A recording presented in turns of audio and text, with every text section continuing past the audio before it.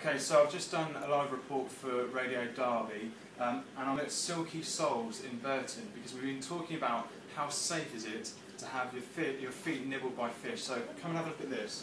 My fish are being nibbled as we speak, and I'm pretty much relaxed about it now. When we were on the radio, I was a bit nervous and my knees were actually jangling around.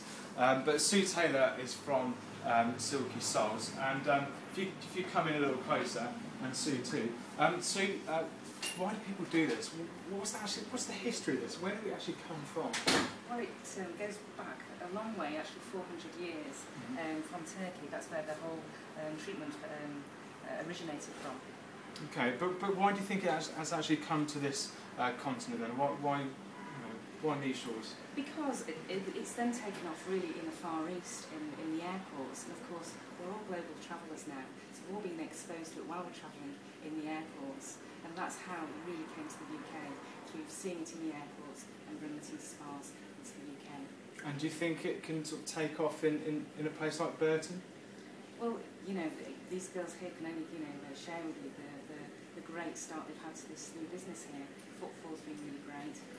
People are really excited about it.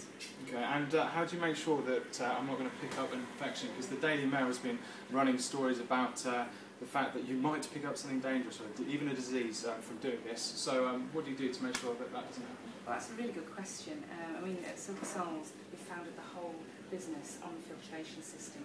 You know, we're pumping over 800 to 1,000 litres through a massive UV filter which kills any harmful bacteria, and also working very closely alongside environmental agencies. In fact, we really welcome legislation which hopefully will come to this industry in 2005.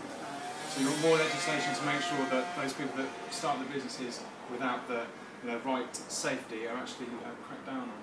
I think guidelines and legislation works for both the consumer and the business. And you can probably see my shoes in there. I did take my shoes off obviously beforehand, and my feet were washed too to make sure that I didn't have any warts or anything like that before I dipped my feet in. But yeah, it feels like lemonade is surrounding my feet, or as I described it on air, like a pencil was prodding my toes. It feels okay, and I'll soon be ready to take it out because I've had them in there for about 15 minutes.